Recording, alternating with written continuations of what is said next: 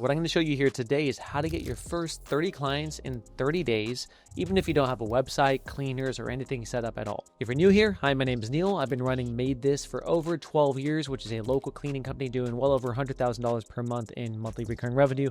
I've launched a franchise. We're in about 40 locations at the moment, and I'm going to dive into exactly what you should do to get your first 30 customers. Let's get into it. Here's the real reason why most people fail to get customers when they launch is they try to get too professional too quick. A lot of people start their business and say, you know what, I'm going to get a website set up. I need a good logo.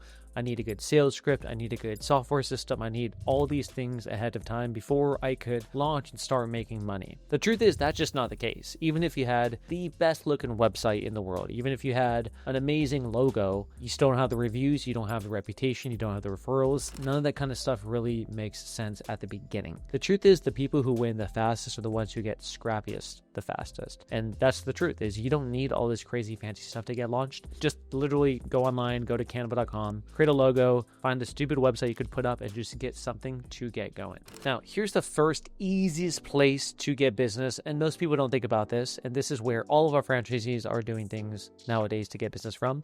It is asking your network. Now, this sounds very scary, and I'll be honest, when I first launched, I was working in corporate America, I was in my mid-20s, I didn't want to tell people I had a cleaning company. I was nervous about it, I wasn't sure if the product would be good, whatever, so I just didn't tell any of my friends and family really that I had a cleaning company. So I went about it the hard way. Now, I see some of our franchisees now who have no shame, no worries. And one of our locations specifically, quick story, he messaged everyone he knows in his local market and said, hey, heads up, I just started a cleaning company. I'm getting going. Let me know if you have anyone in mind who might need a cleaning. Wasn't selling them. He was just letting these people know that he exists. And truly in marketing and launching a new business, all you got to do is let people know you exist. You're not trying to sell them. You're not doing anything slimy. It's just, hey, I exist. Let me know if you happen to know anyone who's looking for something I'm doing. And he was able to generate almost $10,000 in sales just from people saying, oh, I need a cleaning myself. I know a dealership who needs a cleaning. I know a property manager. Let me just get you these connections. People want to help. And a lot of times they just need to know you exist. So the first thing is just letting your network know you exist. Now, you might be worried. You might be like, dude, Neil, I don't have cleaners. I don't know if I'm going to do a good job, whatever. The thing is, if you were involved, you could probably over-service these accounts at the beginning. What that means is you might say, hey, I can't do the cleaning myself. I don't know if I'm going to send a cleaner. Fine. Pop in to make sure the cleaning gets done well. Be generous with refunds if it doesn't go well. Try to pop in during the cleaning and talk to the customer. There's so many things you could do above and beyond, which aren't scalable in the long term, but you don't need it to be scalable at the beginning. That just gives you the confidence with getting those first few customers. So truly go out to your network, post on your social media, just saying, hey, I have a cleaning company. Let me know if anyone needs help. Go to your local Facebook groups. So there's Nextdoor and there's local Facebook groups. That's where oftentimes local communities hanging out. Go in there and you can make a post saying, hey, I just launched my business. I promise you're going to be happy. I'm giving away the first few cleanings for $100 off just to make sure that everyone's happy and get your feedback. Let me know if you want in. Simple things like that will help you get a few customers to start. So that's step number one I would always advise. After you have the network effect going, what you got to do next is go where your customers are hanging out. Now, if you're looking for a cleaning service yourself, what are you doing? You're probably going to Google still. Maybe ChatGPT, but you're probably going to Google and saying, hey, what's a cleaner near me? That's probably what you're doing. And Google, the first step is this to get listed on Google. It's going to be get your GBP profile set up. That's the Google Business Profile. It requires having an address. You could typically use your home, getting it verified with the Google, all that kind of good stuff. It's relatively simple to do. The beauty is once you set up a GBP profile, that's going to start showing you in the map pack. If you go to Google Maps, you type in restaurant near me or whatever. All these people have verified their location on Google. Therefore, it pops up when someone searches for that. You're going to do the exact same thing for your cleaning business. The cool thing is once you get a GBP, this unlocks something else in Google called Google Local Service Ads, or LSA. Example, if it's available in your city, type in maid service near me. You see a screen at the top of the Google search results, and typically it says a Google guaranteed green badge. This is LSA. If you click that, or you call the company will get charged a certain amount for that lead, only if you actually call or message them. So what you're going to do is you're going to sign up for this. Now, here's why I like it. It's literally the top part of Google. Someone types in maid service near me, Google LSA is the top part. Typically under that, you're going to see the map pack, where hopefully you'll get listed as well. Eventually down, you get to AdWords, and then you get to normal organic rankings. That's the 4-pack structure of a Google page. We're trying to dominate the top couple of spots to start with. I'm going to dive into now some of the main metrics you should be thinking about when it comes to any ads and local service ads. This is the kind of data which candidly has taken me years to figure out. But luckily, now that we have 40 plus franchise locations, we could pull the data from all these different Made This locations and understand things like what's the average cost per lead? How are things trending depending on different marketing channels? Candidly, it's kind of a cheat code because we could actually pull in the marketing data from Thumbtack, from Google, from Facebook, and see what's going on in the franchise system. So everyone kind of knows what to invest marketing in. And this has helped people like Dan, our Myrtle Beach franchise, quit his job within 3 months of launching a Made This location. Or Brian and Jen in Salt Lake. They launched their location and eventually expanded to another franchise location with a Made This location as well, all because they have these data and insights and all these kind of cool things for marketing and data. Anyways, I'm going to dive into exactly the numbers you should be thinking about when it comes to paid ads online for cleaning leads. Typically a cost per lead. Cost per lead is how much it's going to cost for you to receive a call or a form submission. Normally on Google, with maybe LSA or AdWords, you're looking at a range between $25 to $75 cost per lead. It highly depends what city you're in. My location in Los Angeles, we're probably at like a $75 or $80 cost per lead from LSA. And maybe with another source, it's $25. Therefore, the average is $50. Does that make sense? You just do the average of whatever digital marketing avenues you have to figure out the blended cost per lead. Some smaller markets might have a lower cost per lead. That's generally how it goes. So your goal is not to always get the cheapest cost per lead, but to track and say, hey, yeah, I paid $70 cost per lead, but I closed 100% of them. Versus, hey, maybe I only paid $10 cost per lead, but I closed 1 in 20. Which one's better, right? So those are the things to consider when it comes to paid ads. All right, now at this point, you'll have put it out into your network that you exist. You will have messaged people about it. You put in your Facebook groups. You'll have gotten a Google profile set up. You've got LSA ad set up. The next step is to figure out, where else are people searching for this? I love the concept of capturing demand. In marketing, there's 2 types of things you can do. You could capture demand. That means people are already searching for your service.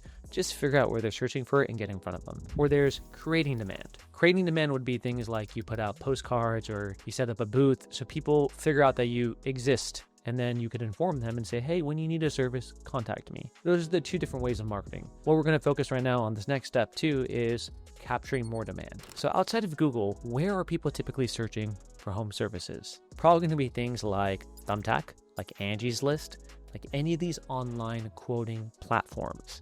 There's a bunch of them which exist. Not all of them are great. In fact, a lot of them are not great. But the thing is, you got to check out these platforms and see what exists for your given market. Now, what I've kind of found in general across our franchise system, Thumbtack is pretty good, but it's a hit or miss depending on the market. And speed to lead is the number 1 factor. Meaning if a lead comes to Thumbtack, you better answer them within 20 seconds in order to have a chance at this because it's hyper competitive. But they give you volume of leads. Now realize all this changes year by year, month by month. So, who knows how it is right now whenever you're watching this video, but generally that's how Thumbtack works. Next, you have Angie's List. Angie's List is one where it's a high cost to get involved. So you better be really, really freaking good at it and not have too many competitors in your market for this. I haven't seen it work well, candidly, for the cleaning market. I've heard for other niches it works pretty well, but it really depends on the market you're in. Quick pro tip, they'll always try to lock you into a contract. Don't agree to that until you can at least try out the platform and see if it works for your market or not. The other one is Yelp. There's a lot of mixed reviews with Yelp ads, so beware of this is what I'd say. Typically, Yelp is only good on the West Coast is what I found. California, Seattle, Portland, that's where people use Yelp. I haven't really seen perform well in other markets, so beware of that as well. Now we're going to get into the meat of this, in my opinion. This is the first customer strategy and how to actually think about this. If you don't watch any other section of the video, watch this section because I think this is the most important for how to think about leads coming in and how to actually handle your first 30 customers as they come in. So number 1 would be, don't worry about making money on the first cleaning. This is a little bit of a controversial opinion. I'm not saying lose $200, but your goal is not to be profitable on the first cleaning. Your goal is to break even on the first cleaning. Especially when you first start, just get customers in the door. You need to keep your cleaners busy. You want to get reviews. You want momentum to build. Do not worry about the profitability in the first cleaning. At best, try to break even if you can. Next is going to be pricing. Typically, try to price yourself on the higher side of the businesses in your market for the service you're providing. Now, this is kind of counterintuitive. You might think, oh, I'm brand new. Why don't I start super low to get people in the door? Now, I made a whole nother video about the exact pricing methodology. Check it out. I'm going to put a link somewhere in the description or in this video. Check out the full video of how to think about this. But realize this, people perceive pricing with value. And what you can do is price something high and discount it if you want, and then people feel like they got a good deal. That's the basis of it. Try to price on the higher side and offer really, really good discounts. For your first 30 customers, I want you to over-service them, meaning make sure they're so stupidly happy that they're going to come back to you. Now, there's a couple of things to think about with this. Number one, when you first start, your goal is to get as many reviews as possible on Google. And you got to get reviews by delivering a really good service to clients. So for every client, focus on getting a review by over-delivering on the service. Each review, in my opinion, is worth $50. That doesn't mean you pay the customer $50, but in your mind think, oh, if someone left me a 5-star review, that's worth $50. Because the truth is, I would probably pay $50 if I could for a review. That's how valuable they are. When you launch this business, the real money comes as you scale something real. That means having a good online presence with Google reviews. That means a lot of recurring customers.